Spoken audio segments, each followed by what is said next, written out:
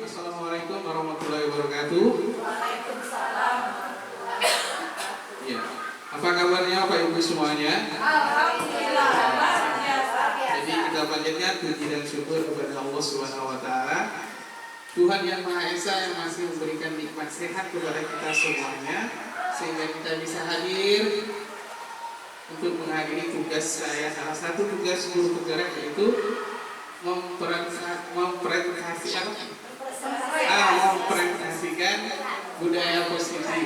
Nah, di sini Bapak Ibu, aksi nyata modul 1.4 menyebarkan pemahaman dan penerapan pengalaman budaya positif. Selanjutnya, ini adalah Bapak Sigit Pamungkas, ini adalah fasilitator kami. Kemudian di sebelahnya itu ada foto kami berenam dan ada pengajar praktik. Di situ yang paling depan itu adalah pengajar praktik kami, yaitu Pak Guido Mikno Nugroho. Nah, di sini budaya positif yang akan dibahas dalam materi ini adalah ada 8 materi. Yang pertama adalah perubahan paradigma belajar, kemudian disiplin positif, kebutuhan dasar manusia, posisi kontrol dulu, keyakinan kelas, nilai-nilai kebajikan, motivasi, perilaku manusia, dan segitiga restitusi. Nah, ini adalah rangkaian dari materi budaya positif di dalam materi modul 1.4. Nah, konsep inti dari budaya positif ini itu dibagi menjadi 2. Yang pertama itu untuk guru, dan yang kedua adalah untuk peserta didik atau siswa. Nah, di sini untuk guru di sini adalah bagaimana cara guru dalam menyikapi atau penyelesaian kasus terhadap peserta didik. Nah, ini seringkali kita jumpai, bahkan setiap hari kita temui. Ada saja peserta didik yang ada kasus. Dalam tidak sadar, kita telah melaksanakan konsep budaya positif. Dan saya rasa semua guru ini juga, kalau ada kasus siswanya tidak mungkin tidak akan diselesaikan atau dirugikan. Pasti kita selesaikan. Nah, disinilah konsep inti dari budaya positif. Budaya positif ini adalah bagaimana cara guru menyelesaikan kasus yang dialami oleh siswa tersebut. Nah, untuk yang kedua, manfaatnya adalah untuk peserta didik. Di sini peserta didik itu kita menanamkan, kemudian pembiasaan, kemudian berkolaborasi dan refleksi diri. Di sini kita mengajarkan kepada murid cara menanamkan budaya positif. Kemudian pembiasaannya. Pembiasaan itu sering dilakukan setiap hari. Kemudian berkolaborasi antara murid dengan murid dan refleksi diri. Ini adalah murid melakukan refleksi diri. Apakah yang dibuatnya itu sudah sesuai dengan aturan atau belum? Ini konsep intinya itu budaya positif itu mengacu kepada guru dan kepada peserta didik. Nah, materi yang pertama di sini adalah pembelajaran dengan paradigma baru. Pembelajaran dengan paradigma baru merupakan pelajaran yang dirancang berdasarkan prinsip pembelajaran berdiferensiasi, sehingga para peserta didik belajar sesuai kebutuhannya berdasarkan tahap perkembangan, yaitu sesuai dengan teori psikologi modern untuk mewujudkan profil pelajar Pancasila. Ini yang kita kenal sebagai merdeka. Iya, inilah dimaksud dengan merdeka belajar. Dulu sebelum masuk di program CGP ini, merdeka belajar itu bingung mengartikannya bagaimana. Apakah murid dilepas begitu saja? Oh, ini kan kurikulum merdeka, siswa bebas belajar sesuai dengan kemauannya. Ternyata yang di dalam pembelajaran paradigma baru di sini adalah memang sekarang guru ini adalah menyesuaikan. Bagaimana cara guru menyesuaikan terhadap setiap siswa masing-masing. Jadi di sini guru seharusnya tidak memberikan tugas yang sama kepada seluruh peserta didik. Jadi harus sesuai dengan kebutuhan siswa tersebut. Nah, itu artinya merdeka belajar. Kemudian di dalam kurikulum merdeka, di sini materinya memang agak sedikit, tapi yang ditonjolkan adalah karakter anak. Karakter anak ini adalah untuk menggali potensi atau kemampuan yang ada dalam diri anak tersebut. Jadi, memang di dalam proses pembelajaran yang harus kita lakukan adalah memperbanyak kegiatan-kegiatan praktek anak daripada materi. Nah, ini adalah maksud dengan pembelajaran paradigma baru. Nah, kemudian disiplin positif. Disiplin positif merupakan salah satu cara penerapan disiplin yang bertujuan untuk menumbuhkan kesadaran serta memberdayakan peserta didik tanpa imbalan penghargaan atau yang biasa saya kasih reward atau ancaman ataupun hukuman. Di sini yang kita garis bawahi adalah menumbuhkan kesadaran. Kita sebagai guru di sini bagaimana untuk menumbuhkan kesadaran anak dalam berbudaya positif tanpa memberikan hadiah, apalagi tanpa ancaman atau hukuman. Contoh, besok kalau kalian nggak pakai dasi, pakai topi, di hari Senin akan dihukum. Itu adalah ancaman. Jadi kita buat pemikiran kita seperti itu. Jadi kita buat kesadaran murid itu bahwa dia sadar sendiri bahwa perlengkapan yang ada kelengkapan sekolah itu tidak saja dari kesadaran dia sendiri. Jadi memang tugas guru di sini memang berat. Dan kalau dia lengkap jangan juga diberi hadiah atau reward. Karena yang dia lakukan itu ada imbalannya, ada daya tariknya. Nah, jadi dia melakukannya tidak dengan tulus tapi dengan imbalan atau ancaman atau hukumannya. Nah, kemudian sebagai pendidik, tujuan kita adalah menciptakan peserta didik yang memiliki disiplin diri sehingga mereka berperilaku mengacu kepada nilai-nilai kebajikan universal dan memiliki motivasi intrinsik dalam perubahan perilaku ke arah yang lebih baik. Nah, itulah tujuan dari sebagai pendidik. Nah, di sini ada nilai-nilai kebajikan. Nilai yang disepakati bersama lepas dari suku bangsa, tidak memandang suku bangsa, agama maupun ras dan sebagainya, maupun latar belakangnya. Ini contoh nilai kebajikan dalam organisasi ini. Yang pertama adalah profil pelajar Pancasila. Di sini ada beriman, bertakwa kepada Tuhan Yang Maha Esa, berakhlak mulia, berkebinekaan, global, gotong royong, mandiri, kreatif, dan bernalar kritis. Ini yang kita gali dalam nilai-nilai kebajikan profil pelajar Pancasila. Kemudian IBO atau program pendidikan dasar. Di sini ada toleransi, rasa hormat, integritas, mandiri, menghargai, antusias, empati, keinginan tahuan, kreativitas, kerjasama, percaya diri, dan komitmen. Kemudian nilai kebajikan yang ketiga yaitu keterampilan hidup, dapat dipercaya, lurus hati, pendengar yang aktif, tidak merendahkan orang lain, dan memberikan yang terbaik dari diri. Ini sering kita lakukan, cuma tidak secara kontinu. Kemudian keyakinan kelas.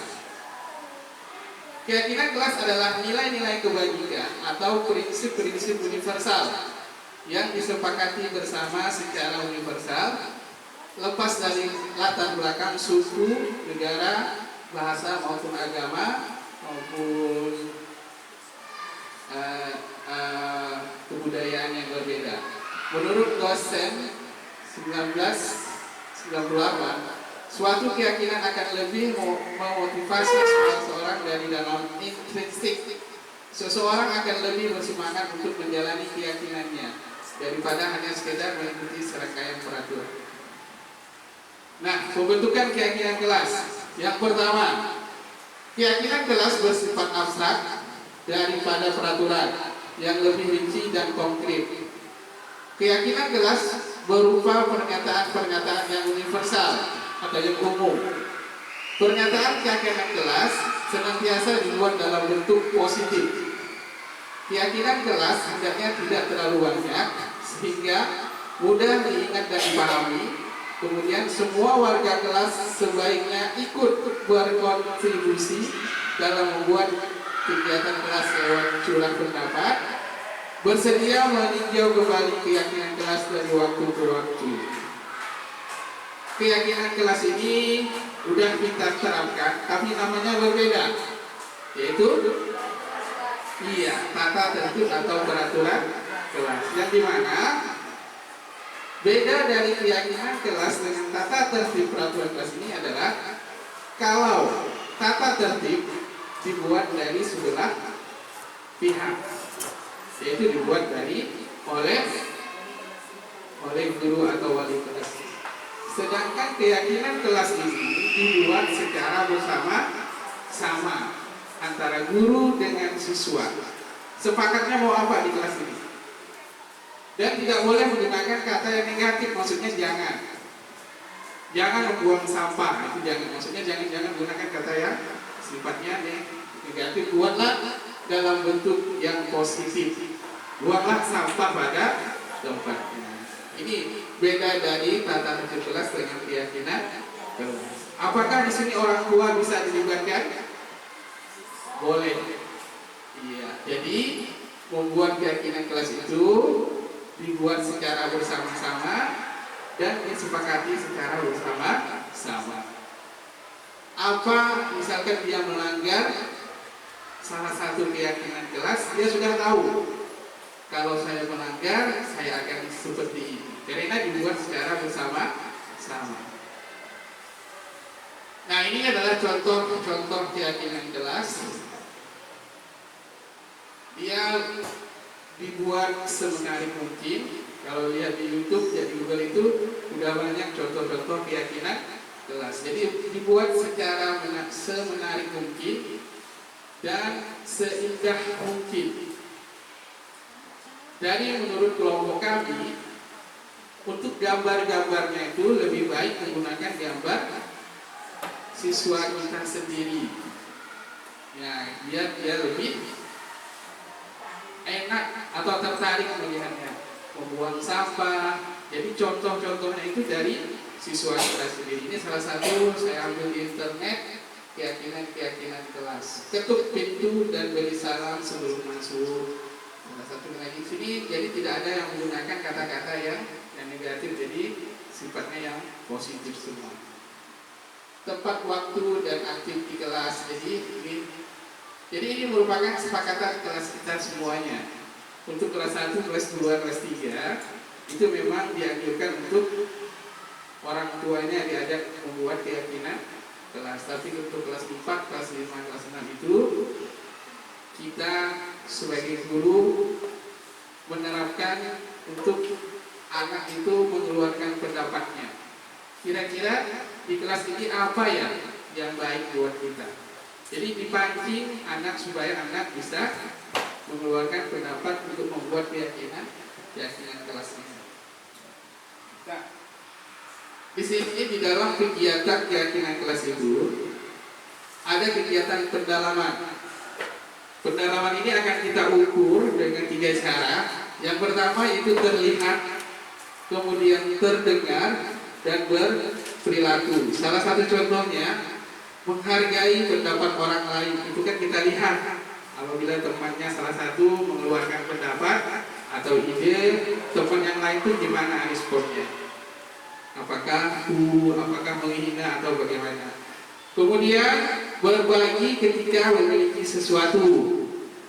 Bekal berbagi itu dapat kita lihat. Kemudian meminta izin terlebih dahulu ketika memegang atau meminjam barang orang lain. Nah, dari ketiga penilaian ini sebenarnya ada instrumen penilaiannya yang dibuat oleh guru dan diisi oleh siswa. Yang mengisinya adalah bukan guru tetapi siswa, dan hasil dari isiannya itu ditempel di kelasnya masing-masing. Ada yang terlihat, terdengar, dan berperilaku. Kemudian materi yang selanjutnya adalah kebutuhan dasar manusia. 5 kebutuhan dasar manusia. Di sini kita bicara tentang peserta didik.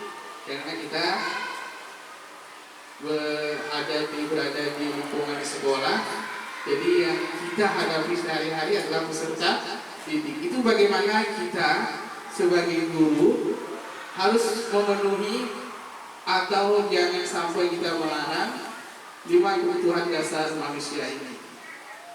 Yang pertama, bertahan hidup untuk makan, pakaian, tempat tinggal, keamanan dan kesehatan. Kemudian di sini salah satunya adalah kelas sehat, yaitu kelas yang menyenangkan, bersih, itu ada kesehatan di situ. Kemudian kasih sayang dan rasa diterima, kemudian dipedulikan, jangan sampai tidak dipedulikan. Kemudian berbagi, kerjasama, menjadi bagian dalam kelompok. Kemudian penguasaan harga diri, keinginan untuk dianggap, memimpin, berprestasi, diakui dan didengar. Jadi kalau ada siswa yang Pak ini itu jangan kita diacuh tak acuh lah. Ini adalah kebutuhan dasar manusia atau 5 kebutuhan dasar pokok peserta didik kita sebagai guru. Kemudian kebebasannya mandiri, memiliki pilihan, mencoba hal baru, mampu mengendalikan arah dirinya.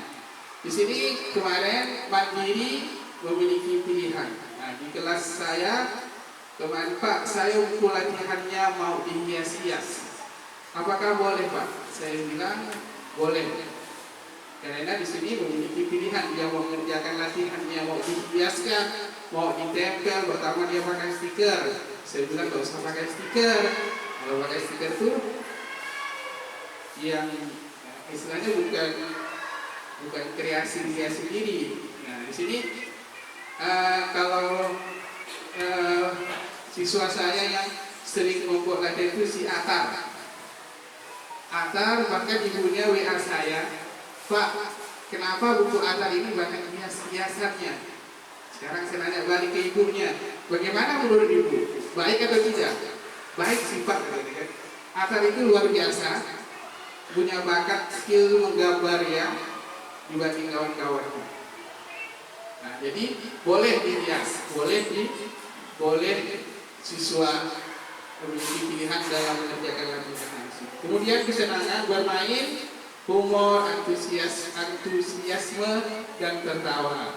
Jadi kita di sini sebagai guru jangan terlalu bagaimana dengan murid. Jadi murid itu kita ajak bermain, kemudian humor, antusiasme dan tertawa. Jadi jangan murid dan kita pun tegak, takut bagaimana. Selanjutnya ini adalah perbedaan hukuman, konsekuensi dan restitusi. Ini sering kita lakukan. Apakah kita melakukan hukuman, konsekuensi atau restitusi? Nah, tidak terencana tiba-tiba. Ini yang hukuman. Murid tidak tahu apa yang akan terjadi. Dilibatkan bersifat satu arah berupa hukuman fisik dan psikis. Ini yang biasa kita lakukan. Terlambat, sampah. Terlambat berdiri di depan kelas. Ini biasanya kita lakukan. Ini hukuman ini boleh, cuman harus harus yang mendidik dan harus dibuat keyakinan sekolah atau keyakinan kelas. Kemudian konsekuensi terencana disepakati sesuai peraturan. Murid dibuat tidak nyaman karena diberlakukan sebelah pihak. Kemudian sikap guru selalu memonitor murid. Nah, yang sekarang ini adalah restitusi. Ini bagaimana proses keyakinan kelas ada di restitusi. Di sini proses menciptakan kondisi bagi murid untuk memperbaiki kesalahannya.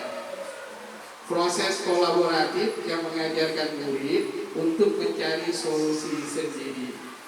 Jadi misalkan ada murid terlambat, kita jangan dulu langsung menghukum atau bertindak yang tidak baik. Jadi kita tanya dulu alasannya, kenapa datang terlambat, kemudian masuk sekolah itu pukul berapa, kemudian misalkan apa yang terjadi jika kamu datang terlambat ke sekolah. Jadi dia mencari solusinya sendiri. Jadi di sini kita mengajarkan siswa untuk budaya positif. Jadi dia tahu, saya terlambat ini nanti begini. Nah, jadi kita biar dia mencari solusi sendiri apa yang dibuatnya. Itulah yang dimaksud dengan restitusi. Kemudian, nah di sini peran kita sebagai pendidik ada 5 kontrol. 5 kontrol ini yang sering kita lakukan dalam sehari-hari dalam kegiatan kita proses belajar mengajar.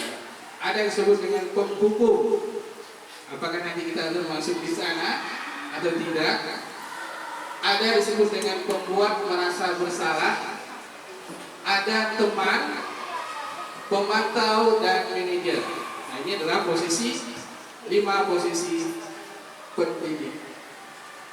Nah, ini kasus contoh penerapan 5 posisi kontrol. Apabila ada kasus contoh, siswa tidak memakai atribut lengkap saat upacara bendera,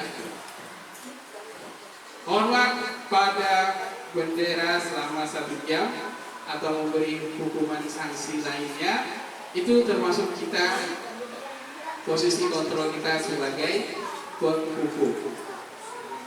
Ya, langsung memberikan sanksi kepada siswa tersebut. Kemudian berapa kali ibu harus memberitahu kamu selalu saja mengecewakan ibu. Ini ada nada-nada yang tidak terlalu keras. Ini termasuk dalam pembuat merasa bersalah. Kemudian kita sebagai teman, ayo dong ikuti aturan sekolah. Tolong bantu ibu ya sekali ini. Ya,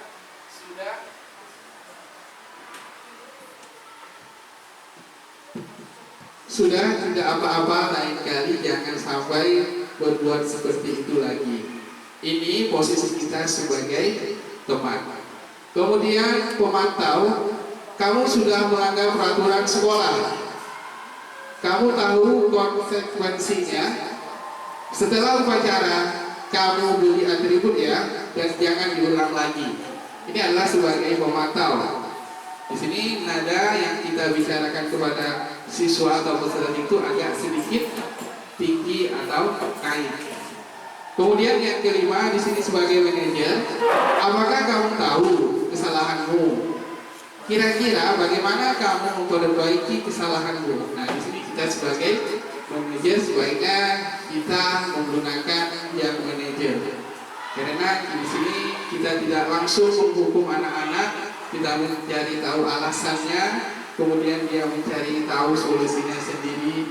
Inilah 5 posisi kontrol yang udah sering kita laksanakan sehari-hari. Penghukuman, pembuat merasa bersalah, kemudian teman, pemantau, dan manajer. Nah, ini pertanyaan-pertanyaannya. Siapa yang mengatakan? Saya kecewa sekali dengan kamu. Kira-kira siapa? Orang posisi kontrol mana yang tadi?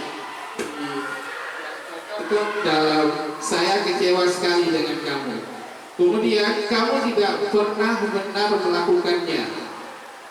Ayolah lakukan demi ibu bapak. Apakah kamu mau mendapatkan stiker bintang hari ini? Bagaimana kamu bisa menyelesaikan masalah ini? Kamu selalu yang paling terakhir. Nah, ini adalah pertanyaan-pertanyaannya. Kemudian siapa yang mengatakannya ini adalah posisi. Nah, saya kecewa sekali dengan kamu. Ini adalah membuat orang merasa bersalah. Ini nada langsung agak sedikit tinggi berbicara dengan siswa. Kamu tidak pernah benar melakukannya. Ini penghukuman. Kemudian, ayolah lakukan demi bapak ibu itu sebagai teman. Itu ada kata yang lembut, meminta bantu kepada siswa agar tidak melakukan perbuatan itu lagi. Kemudian, apakah kamu mau mendapatkan stiker bintang hari ini? Ini adalah memantau. Kemudian, bagaimana kamu bisa menyelesaikan masalah ini? Itu adalah manajer. Kamu selalu yang paling terakhir, itu adalah penghukuman. Karena langsung mengecap anak tersebut dia yang selalu berbuat salah. Nah, ini segitiga restitusi. Apa itu restitusi? Di sini adalah proses menciptakan kondisi bagi murid untuk memperbaiki kesalahan mereka, sehingga mereka bisa kembali pada kelompok mereka dengan karakter yang lebih kuat. Ini yang harus kita terapkan dalam menangani atau menyikapi kasus siswa. Nah, 9 ciri. Bukan untuk, yang pertama bukan untuk menembus kesalahan, namun untuk belajar dari kesalahan. Kemudian memperbaiki hubungan. Yang ketiga, tawaran bukan paksaan. Yang keempat, restitusi beruntun untuk melihat ke dalam diri. Yang kelima, restitusi mencari kebutuhan dasar yang mendasari tindakan. Yang keenam, restitusi diri adalah cara yang paling baik untuk memperbaiki diri. Yang ketujuh, restitusi fokus pada karakter bukan tindakan. Yang kedelapan, restitusi fokus pada solusi bukan pada penghukuman. Kemudian restitusi mengembalikan murid yang berbuat salah pada kelompoknya. Jadi murid bersalah itu tidak dikucilkan, tapi dia dikembalikan kembali kepada kelompoknya atau kepada kelasnya. Nah, ini rangkaian segitiga restitusi, ada 3 tahap. Yang pertama, menstabilkan identitas, kemudian validasi tindakan yang salah, dan menanyakan keyakinan. Di sini sudah ada pertanyaan-pertanyaan kita itu ada di sedang melakukan tahapan yang mana. Contohnya, menstabilkan identitas, setiap orang pasti pernah melakukan kesalahan. Jadi tidak hanya dia sendiri yang melakukan kesalahan, itu pemancingnya. Kemudian kamu bukan satu-satunya yang pernah melakukan ini.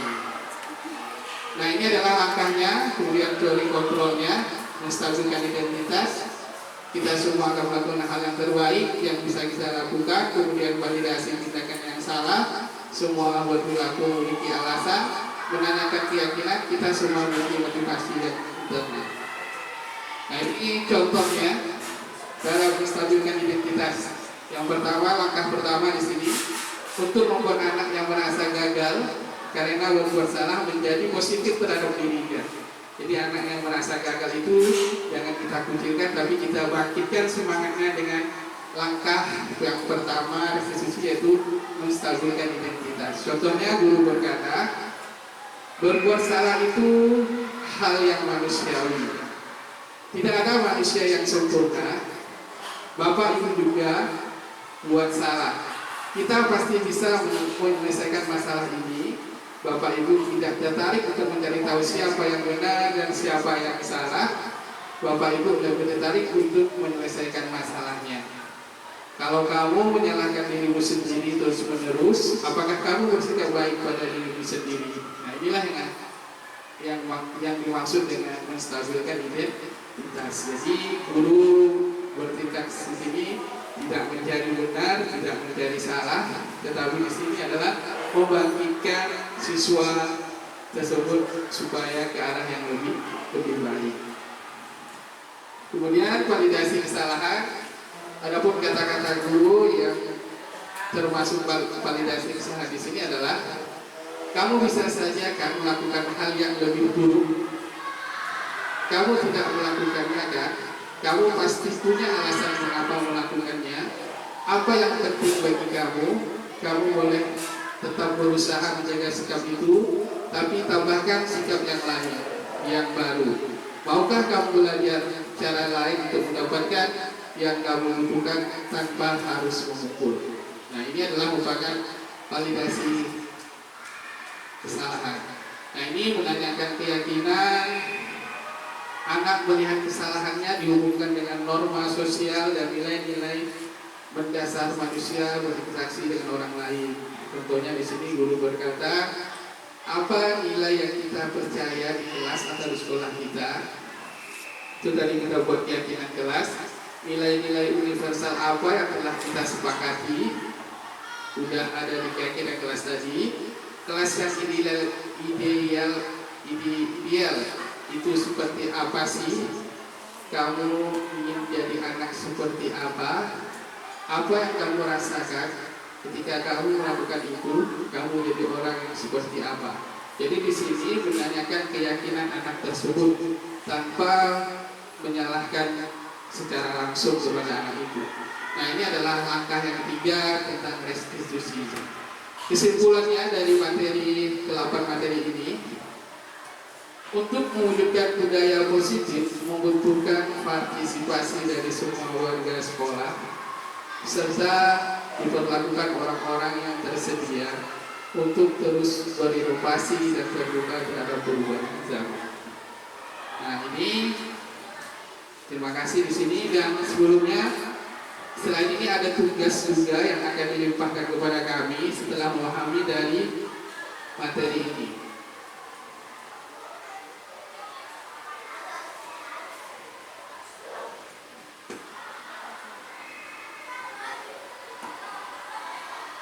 Nah, ini adalah tugas setelah kami atau CGT mengupload video ini. Dan di sini yang pertama ditegaskan adalah memang di kelas kita sendiri, tetapi tidak kemungkinan juga untuk sekolah kita semuanya. Rencana tindakan untuk aksi nyata modul 1.1 budaya positif.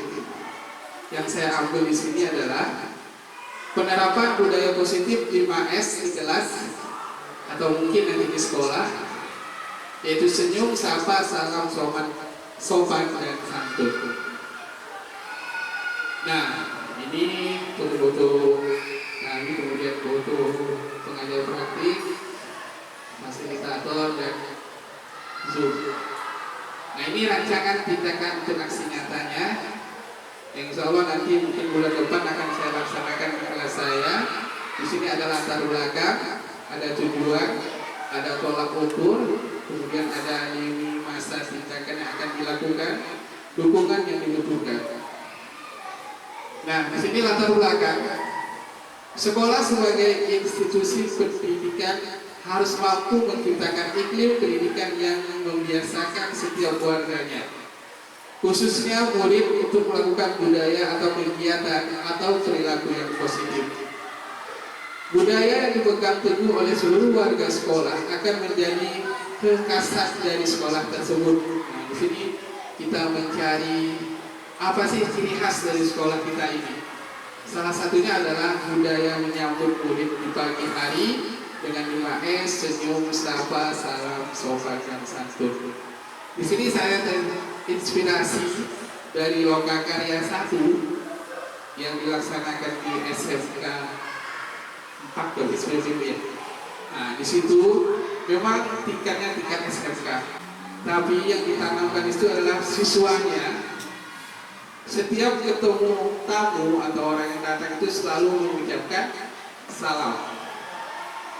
Jadi dimanapun kita ketemu, selamat siang Pak, Assalamualaikum Pak. Biar tiap hari berapa kali ketemu selalu mengucapkan seperti itu. Itu SBC itu luar biasa, karena ya. Jadi ciri khas dia lah maksudnya. Jadi setiap tamu yang datang selalu, dan dia itu kalau dia bersama dia kompak. Biarpun dia sendiri, dia tetap mengucapkan salam. Apalagi kalau beramai-ramai. Selamat pagi Pak, selamat pagi Bu. Keluar lagi, selamat pagi Pak, selamat pagi Bu. Nah ini salah satu inspirasi saya untuk di kelas saya nantinya. Mudah-mudahan nanti ini bisa terwujud dan perlunya dukungan dari seluruh warga sekolah SD 23 di sini. Nah di sini tujuannya menumbuhkan budaya positif dengan kesepakatan dan keyakinan kelas atau sekolah. Tolak ukur. Jadi kita melaksanakan kegiatan budaya positif itu harus ada tolak ukur yang akan meningkat atau menurun dari budaya positif yang kita lakukan di sini. Yang pertama, budaya positif dengan kebiasaan 5S dikatakan berhasil jika kebiasaan dilakukan secara berkesinambungan dan sadar oleh setiap warga sekolah akan menjadi budaya yang mengakar kuat. Semua pihak harus terlibat dalam pembiasaan positif yang akhirnya akan menjadi budaya sekolah atau menjadi ciri khas dari sekolah tersebut. Kemarin ini saya juga pernah, ini nggak tahu itu masuk budaya positif atau tidak. Di sekolah lama saya SD 58 itu saya di kelas saya setiap anak-anak mendengar kata hebat dia langsung mengucapkan kelas 5 SDN 58 memang hebat. Nah itu kemarin sempat juga ditegur oleh kepala sekolah Bu Hani karena dalam upacara Ibu Hani mengatakan kata hebat, lalu murid saya semuanya ngomong seperti itu. Jadi saya tanamkan memang, jadi kalau ada kalian dengar kata hebat, ayo kompak. Jadi kompak dia. Jadi setiap kata yang didengarnya itu menjadi iya lah buat kelas tersebut. Itu saya ambil dari pelajaran Ibu Suji di SD 46. Sekarang jadi ibu kepala sekolah. Itu luar biasa itu. Banyak sekali tekanan-tekanan kata-kata mutiara yang didengar anak dia melakukan sesuatu. Nah itu saya ambil dari Ibu Suji. Kemudian di minggu pertama yang akan saya lakukan adalah membuat kesepakatan dengan murid terkait dengan 5S yang saya ambil nanti yang saya akan sampaikan kepada siswa. Tidak 5S-nya tetapi hanya 2, yaitu salam dan sapa. Mensosialisasikan kesepakatan tersebut kepada guru kelas, guru mata pelajaran dan tenaga kependidikan. Apabila nanti kalau udah dibuat keyakinan kelas, saya akan konsultasi lagi kepada warga sekolah SD 23 ini. Saya ingin sekali melihat anak SD 23 itu kalau ada tamu yang datang itu berebut minta salam gitu, minta salam tangan.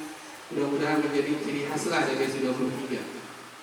Kemudian mengucapkan salam, bisa selamat siang atau bagaimana dengan posisi yang membungkuk atau tangan gimana itu. Kemudian minggu kedua mulai pelaksanaan kegiatan yang sudah disepakati bersama, yaitu menyapa dan bersalaman kepada kepala sekolah, guru, tenaga kependidikan, orang tua maupun tamu yang berkunjung ke sekolah. Jadi ini minggu kedua. Dan minggu ketiga sini tentunya setiap kegiatan itu maju atau tidaknya itu ada penilaian. Penilaian di sini yang digunakan adalah lembar observasi tentang kesepakatan yang telah disepakati bersama. Ini diisi oleh guru, kemudian diisi oleh siswa itu sendiri. Murid melakukan penilaian diri sendiri dan teman-temannya. Jadi apakah dia sudah melakukan dirinya, kalau sudah dikasih tanda cetak atau belum. Ini adalah tolak ukur dalam kegiatan budaya positif yang diterapkan di keyakinan kelas. Ini dilakukan setiap minggu ketiga, 1 bulannya minggu ketiga dilakukan seperti itu. Kemudian yang keempat di sini melakukan refleksi. Ini jelas setiap kegiatan itu kita harus melakukan refleksi apa yang kita lakukan selama ini, apa yang kurangnya, apa yang akan kita tingkatkan lagi. Ini tentunya bersama seluruh warga kelas atau seluruh warga sekolah, bersama kepala sekolah, guru kelas, guru mata pelajaran, tenaga pendidikan, dan merencanakan tindak lanjut dari hasil refleksi kita bersama. Nah, ini dukungan dari budaya positif ini bisa terjadi di sekolah kita. Itu perlunya ada dukungan dari kita semuanya, terutama dari seluruh warga sekolah, guru, teknik dan murid, dan juga komite sekolah dan panitia kelas, orang tua murid. Inilah kalau ini semuanya mendukung, insya Allah apa yang kita impikan, apa yang kita wujudkan itu menjadi kenyataan. Dan rasanya bulan depan mudah-mudahan saya sudah melaksanakan keyakinan kelas ini. Jadi nanti kalau ada murid saya yang mengucapkan salam atau bagaimana, itu nanti ditanggapi atau bagaimana lah. Karena saya ingin membuat murid saya itu rasa hormatnya kepada orang tua atau menghargai tamu itu lebih tinggi lagi. Mungkin ini saja yang dapat saya sampaikan. Mohon maaf apabila ada kesalahan yang saya ucap, baik dari perkataan saya maupun sikap saya. Dan pesan dari pengawas Pak Izhar, tolong SD 23, ini pesan harus disampaikan ya Bapak Ibu ya. Guru-gurunya tolong ikut guru penggerak. Nah, jadi ini pesan, bukan mauan saya Ibu. Nah, begini Bu, saya mengikuti guru penggerak ini, kita bukan mau jadi kepala sekolah dulu. Banyak ilmu yang didapat. Saya ukur diri saya sendiri, saya yang begini, hitung santai lah orangnya dibanding bapak-bapak ibu semua ini, bisa termotivasi dalam membentuk kelas itu menjadi bagaimana. Apalagi bapak ibu yang santainya itu nggak terlalu santai. Kalau saya memang santai ibu kita udah tahu dari dulu kayak gitu. Tapi saya setelah mengalami beberapa modul ini, kemudian bekerja sama dengan teman-teman kelas kecil itu rasanya enak sekali. Jadi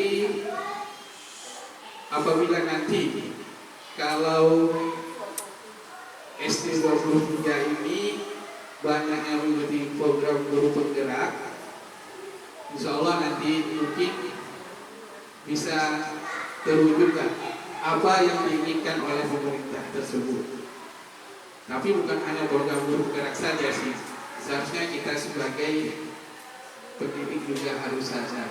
Saya baru sadar sedikit lah ikuti program guru penggerak ini, maaf ya Bu ya, dulu kurang sadar. Jadi memang banyak kesalahan kita. Setelah ikut guru penggerak ini barulah sedikit refleksi diri, apa yang kita lakukan dulu-dulunya itu bukan salah, tapi kurang tepat. Akhir kata saya ucapkan Assalamualaikum warahmatullahi wabarakatuh. Selamat siang dan salam sejahtera untuk kita semuanya.